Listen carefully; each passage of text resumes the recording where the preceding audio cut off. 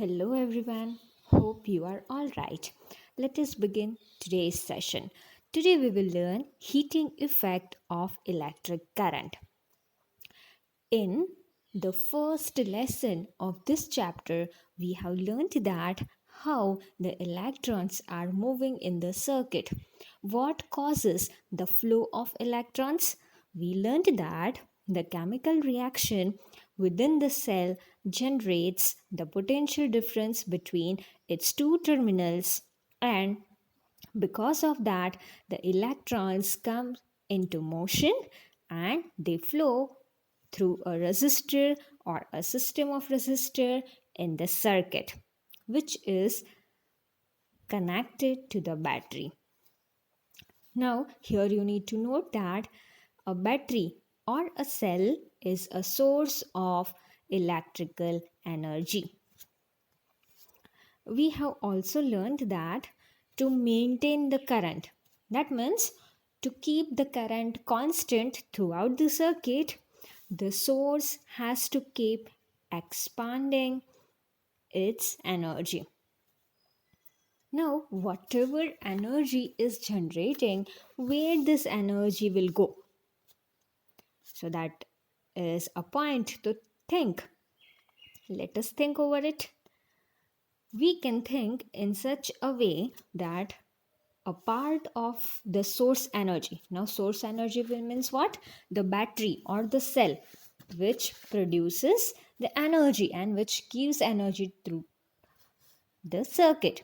So the source energy, that means the battery. So some of this source energy will use in maintaining the current, may be consumed into useful work. What is this? This is the use of the source energy in maintaining the current which is consumed in useful work. Now how to understand this? Let us take an example of an electric fan. So we know that the blades of the electric fan rotates, right? So we can understand by this example that some of the source energy is consumed for rotating these blades of electric fan. Now, rest of the source energy may be used in heat to raise the temperature of the gadget. So sometimes it is observed that the temperature of the gadget is increased. So how does it possible? Because of this. This source energy will be used to heat. Why? To raise the temperature of the gadget. Let us see that also by taking an example. When can electric gadgets raise the temperature? So let us see. We have seen electric fan becomes warm if used continuously for longer time. I am sure you have heard this. On the other hand, if the electric circuit is purely resistive, now here there is a new word for you, purely resistive. This means the circuit is of only resistors and a battery. Remember this, when it is used purely resistive. This means there are no other components in the electric circuit. Only there will be resistors and a battery. So that is called purely resistive. If the electric circuit is purely resistive, then the source energy is continually gets dissipated entirely in the form of heat. That means the source energy is continuously used in the form of heat energy, and this is known as the heating effect of electric current. Remember what it is. If the electric circuit is purely resistive, that means it is of only resistors to a battery. The source energy that will be continually used in the form of heat, and this is known as the heating effect of electric current. Remember this. This effect is utilized in devices such as electric heater, electric iron, etc. Now let us try to find the formula for it. Consider a current I flowing through a resistor of resistance R. What it is? We have seen that there is a circuit. So current flowing through the circuit is I through a resistor of resistance R. Now let the potential difference across it VB, capital V, that is potential difference. Let T be the time during which a charge Q flows across.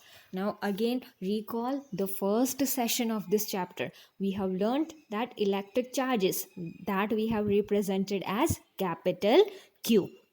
So the work done in moving the charge Q through a potential difference capital V is VQ. Work done. What it is? VQ. Therefore, the source must supply energy equal to VQ in time t.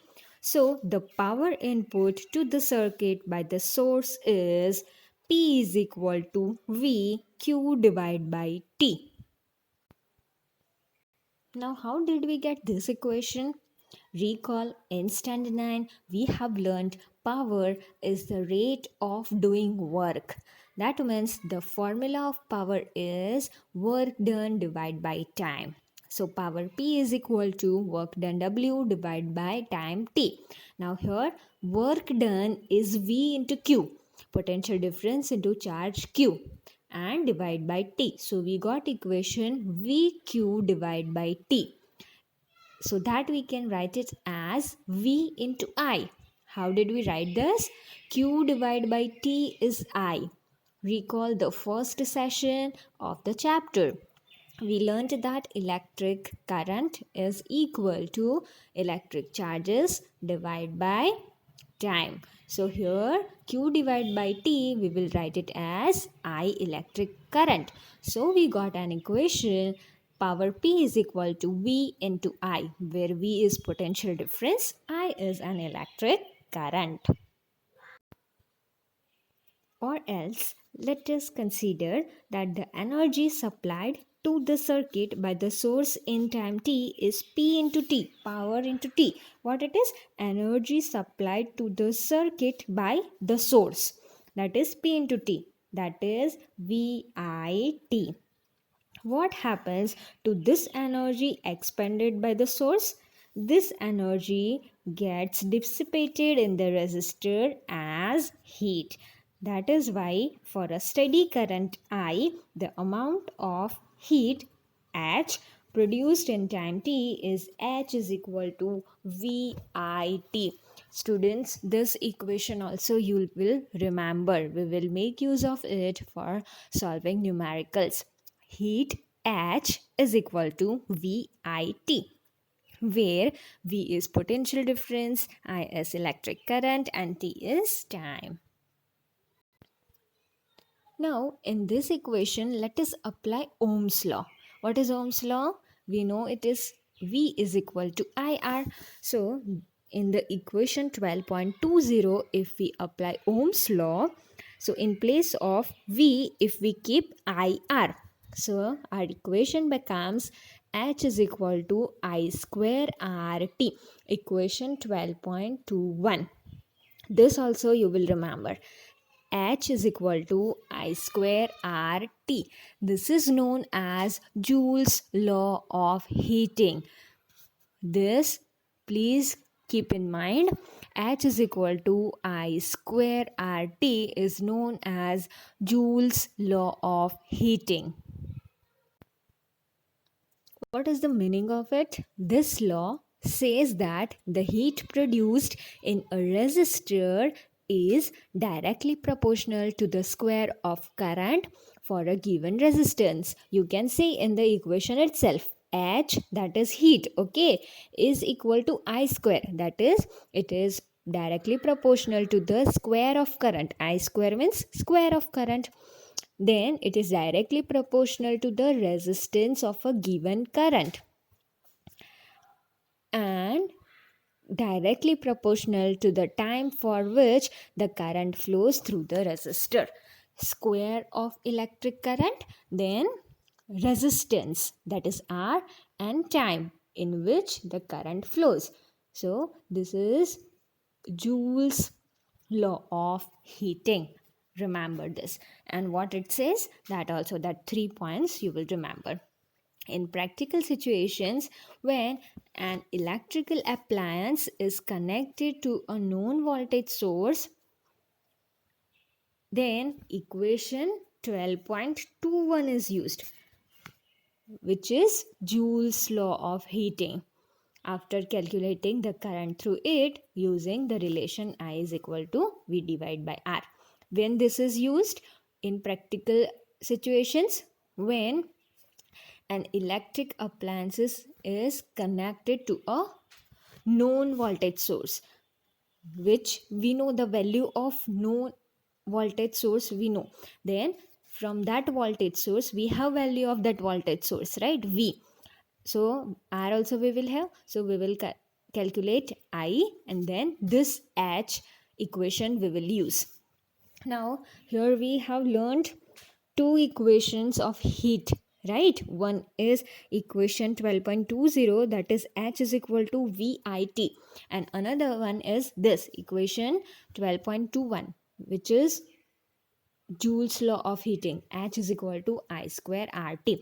Both the equations you will remember for solving numericals. When the values will be given, according to the values you will see which one formula is useful or which is this suitable for this, then that we will use.